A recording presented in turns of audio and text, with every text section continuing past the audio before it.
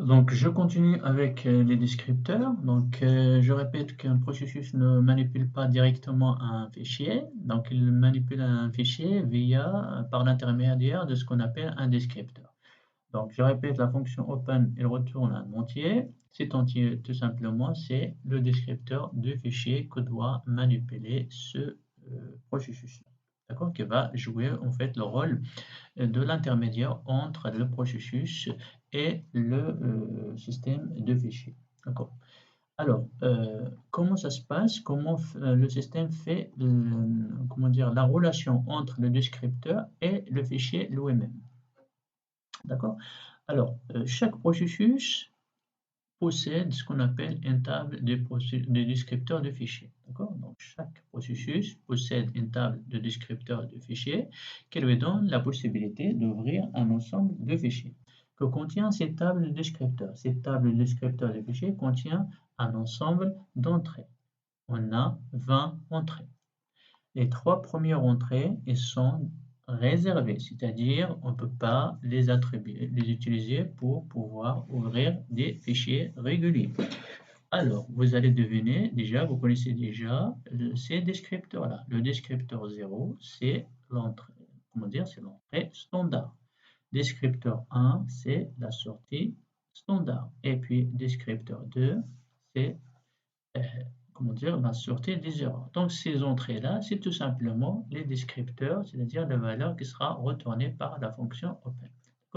Donc, les 3 premiers, ils sont réservés. Je répète, 0, c'est l'entrée standard.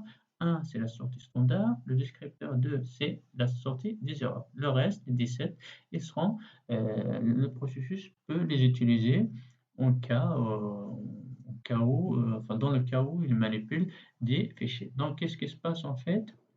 Dans le cas où un processus essaie d'ouvrir un fichier, donc quand un processus exécute la fonction open, d'accord, le système il va voir en fait dans la table de descripteurs l'entrée qui est disponible, d'accord, qui est libre, et il va retourner le numéro de cette entrée-là au processus. Donc cela va correspondre donc au descripteur du fichier dans le processus en question, d'accord? Et comme vous allez le voir, donc un processus donc, peut ouvrir plusieurs fichiers. Donc, c'est tous comment dire, les entrées qui ne sont pas réservées, c'est-à-dire les 17 entrées restantes, donc il peut les utiliser pour ouvrir un fichier dans la limite, bien sûr, de la mémoire disponible. Et maintenant, quand un processus ouvre un fichier, donc tout simplement, pour pouvoir l'ouvrir, il faut déjà vérifier est-ce qu'il a les droits de le faire. Or, ces droits-là, enfin, pour les avoir, il faut absolument disposer de l'inode du fichier. Donc, je rappelle, l'inode du fichier, c'est une structure qui contient toutes les informations relatives à un fichier. Donc, on a besoin d'accéder à l'inode du fichier. Alors, comment se fait en fait le mapping, le lien entre le descripteur et l'inode du fichier, c'est-à-dire le fichier lui-même?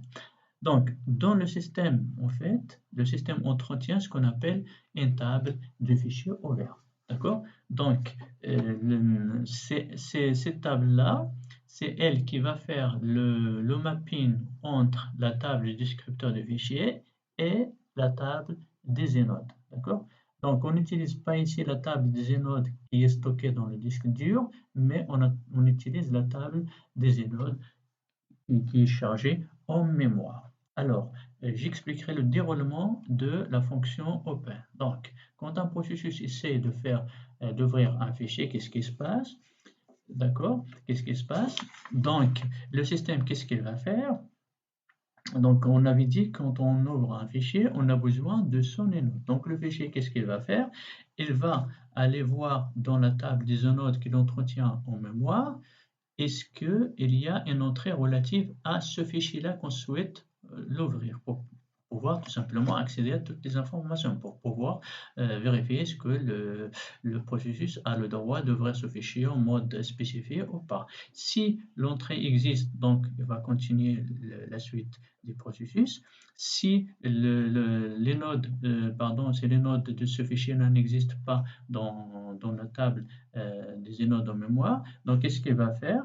Donc, le système il va la charger depuis le disque dur et puis il va la charger dans une entrée qui est libre. Donc, il va allouer une entrée dans la table des nodes de mémoire et va charger les nodes de ce fichier-là dans cette entrée-là.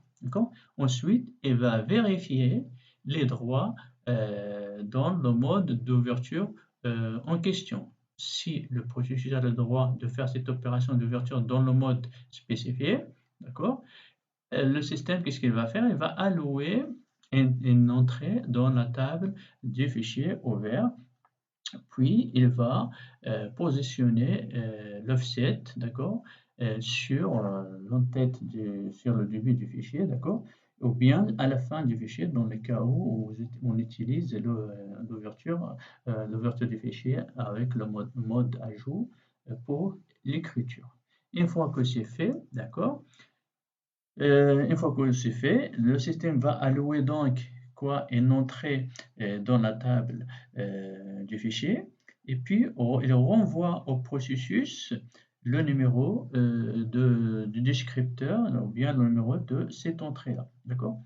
Et c'est ce qui est fait c'est ce qui est traduit par la valeur de retour de la fonction open. D'accord?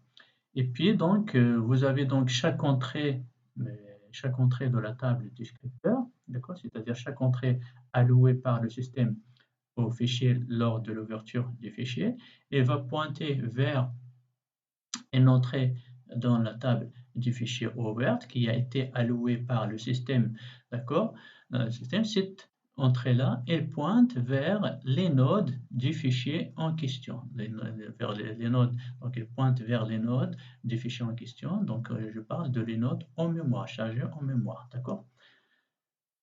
Ok, donc là, ce que vous avez ici, les chiffres là, c'est tout simplement le nombre d'entrées de la table du descripteur du fichier qui pointe vers une même entrée de la table du fichier ouvert. Donc un fichier est quelqu'un qui peut être manipulé par plusieurs processus, d'accord? Donc à chaque fois qu'un processus manipule un fichier, donc il faut lui allouer une entrée spécifique dans la table du fichier ouvert. Donc, c'est une ouverture indépendante, d'accord?